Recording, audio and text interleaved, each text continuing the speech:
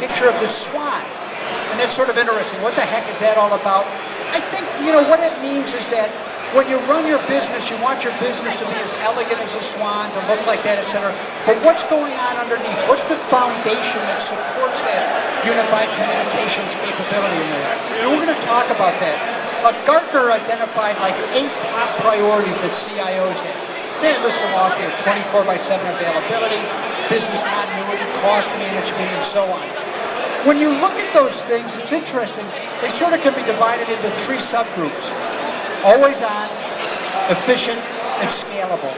And that's what we focus on when we're looking at our data technologies. And that's all we focus on. We want to make them always on, we want to make them efficient, and we want to make them scalable. We think we're better at doing that than anybody else in the industry. And I'm going to go through quickly and give some examples of that. So for example, when we talk about always on, in the data, how many people are familiar with data networks in general? How many people are not familiar with data networks?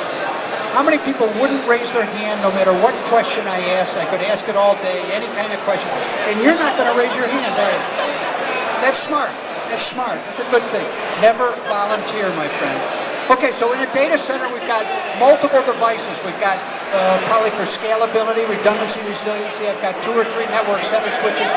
I want to connect them together so that it looks like one virtual device.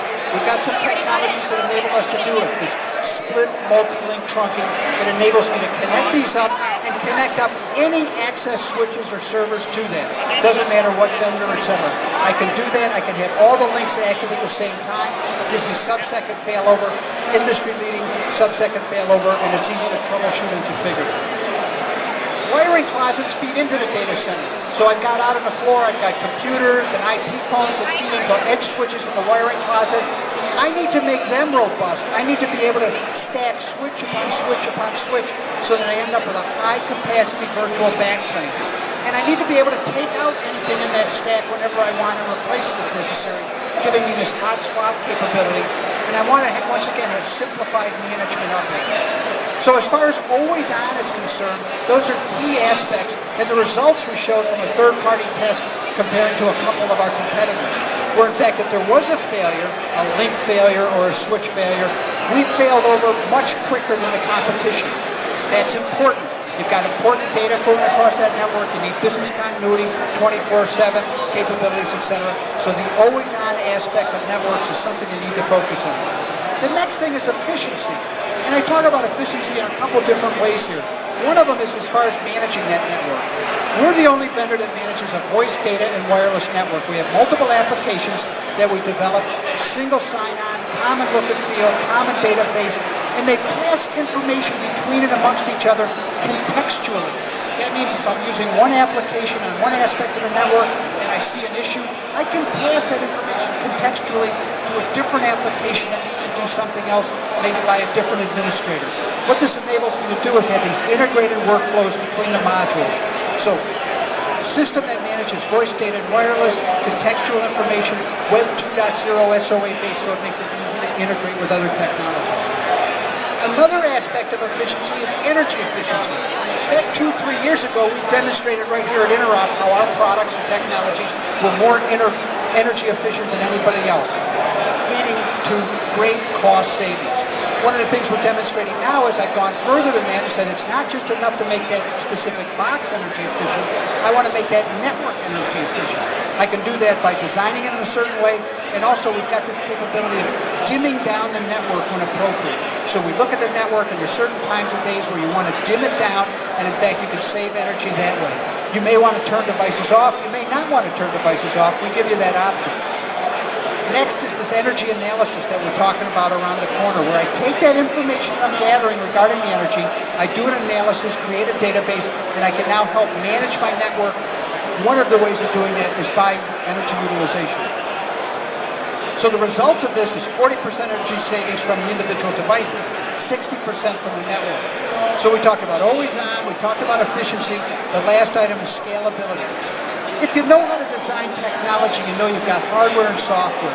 We learned a long time ago that you can make that box better, faster, cheaper if you take those software instructions and put them in the hardware. That's a good thing.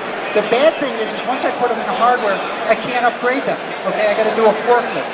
So we've got this device called a route switch processor. It's a fully configurable type of application-specific integrated circuit.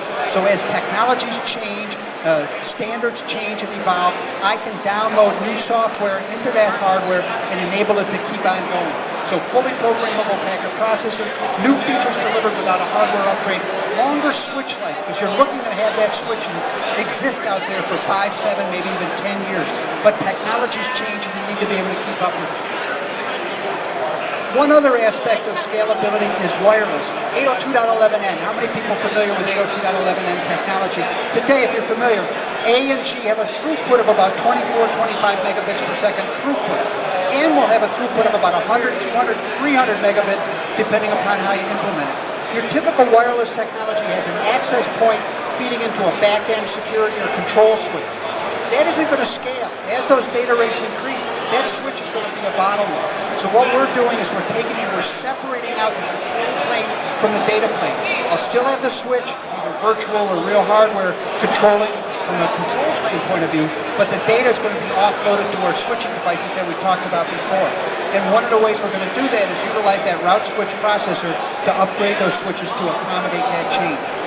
So when we put that all together, the results were, this was interesting to me, the Vancouver Games in 2010, okay? It was the first Olympics all-IP network Olympics game, okay? Vancouver 2010, based entirely on IP. All the data solutions were from Avaya. Some incredible numbers there. 30 million megabytes total mobile data count, 65 million mobile text messages. This woman over here sent half of those mobile text messages herself. Don't ask me how she did it, but she's prolific. 4.9 billion bytes of data delivered, all of this based on an Avaya network. So this to me is a perfect testament of always on, scalable, and efficient when you can support something like this. In fact, Ward Chapin, the Vancouver CIO, the Vancouver Olympic CIO, said it's like delivering 3 Super Bowls a day for 17 days. So what I want to leave you with is when you're considering your data solution, always on, scalable, efficient, you want to focus on those. And I'm going to ask you just to go around the corner, and my lovely granddaughter will show you around there, and she'll show you, you can see this energy efficiency capability, you can see this split plane wireless capability, etc. Thank you very much.